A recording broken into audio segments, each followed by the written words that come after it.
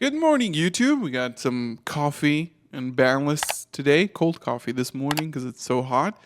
And this is one that I thought I should make a video about because this has a lot of things to do with the TCG. Upcoming ban list in August, as we know, Konami has actually announced it for the first time in a very long time. But we have sort of like a midterm ban list for Master Duel. And it's interesting to see the format that has formed there, and that these are the changes that need to happen. Before we begin, like the video, subscribe. And what we'll talk about today is the banned cards and why they're banned, why I think it's a good idea.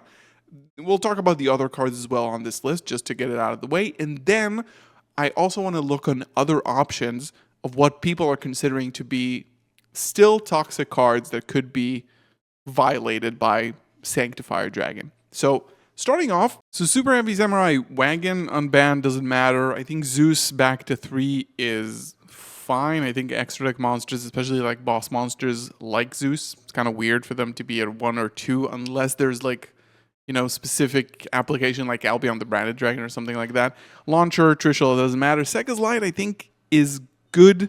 It's a good direction. This card can come back to 3 because you can only play it once. It draws you 2 cards. I think it's fine. Make the games a little bit faster. And this is obviously why we're here. We want to talk about Gimmick Puppet Nightmare and Ido the Supreme Magical Force. Now, everybody was calling for the banning of Albion the Sanctifier Dragon, right? Everybody was calling for Sanctifier to be banned because there are other targets such as this that could be played.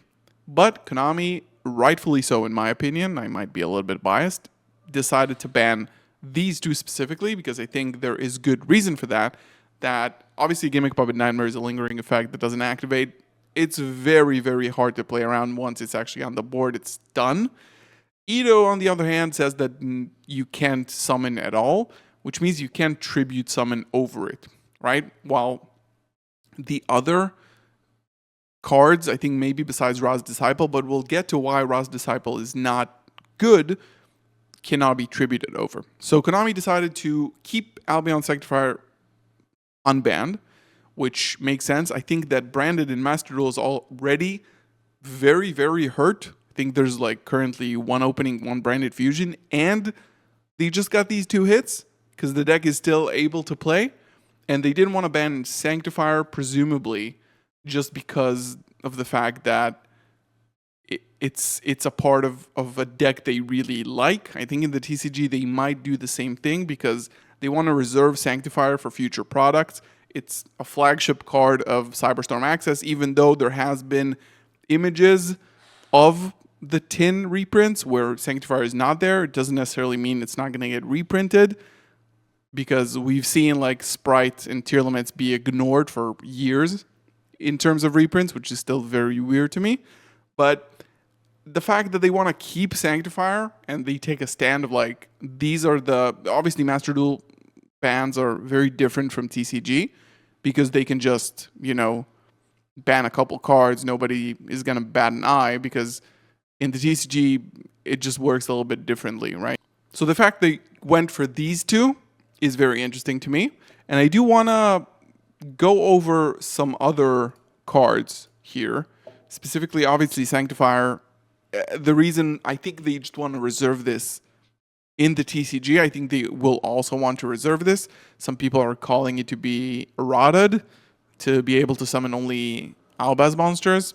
I think that's baloney. I mean, I think the whole point of this card is using your opponent's monsters to fuse with. Obviously, this is not what it's used for, and I think it's fair to say that the combination of Grangniol, the Dusk Dragon, that can send a lot of cards from the deck directly to the graveyard, and combining it with this card, they can just put it on your opponent's board, is relatively toxic.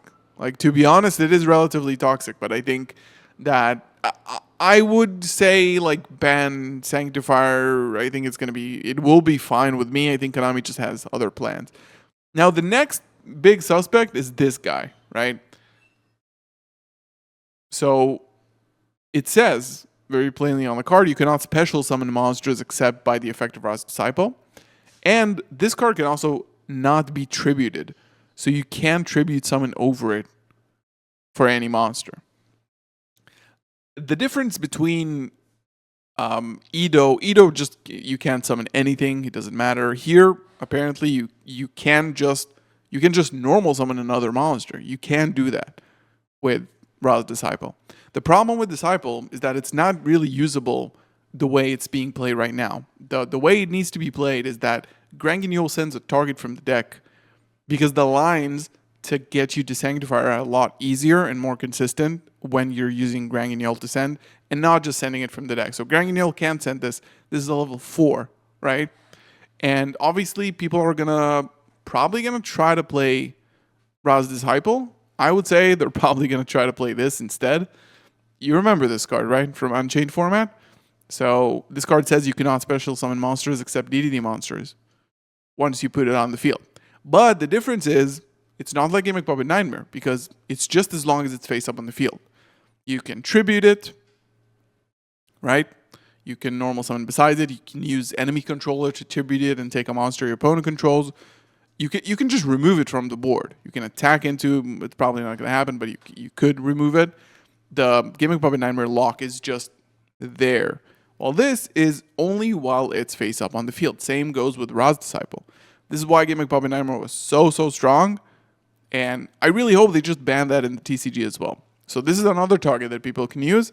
And then lastly, the closest thing to using Gimmick Puppet Nightmare is actually this, another DD card that says, if this card is special summoned to your field, you cannot special summon monsters for the rest of the turn except Fiend monsters. So this works similarly to how Gimmick Puppet Nightmare works. If it's summoned, the effect applies. The problem with Orthros is that it's a level 4 dark. So it will take you a lot more effort to get to it more consistently, because you cannot send this with Granguignol. You will have to send it with Branded Fusion. I'm not saying it's impossible. It is definitely possible. I should have my copy somewhere. I don't remember where I put it. Oh, it is in my binder. But it's kind of like a doomsday plan, right? But it is still possible. Now you might say, well, this doesn't change the fact that Albion can just do all of these. I agree. I agree with you. But I think that branded players will maybe, at least in the TCG competitively, I'm not sure in Master Duel, because Master Duel, like, who cares? Might still play these cards. Like, they will switch it up and play these instead. And if you look at it like this, Albion is the culprit for sure. It's definitely the culprit. But I think that the fact that they're holding on to Sanctifier is the fact that they just don't want to hit a deck that is already very hurt, like, into the ground a little bit more. Same goes with the TCG, by the way. A deck that has managed to top 16 one spot out of 2,600 duelists in the latest NAWCQ, one top out of 2,600 people, doesn't deserve to get hit on the ban list. No matter what you want to tell yourself, it's not going to happen, in my opinion.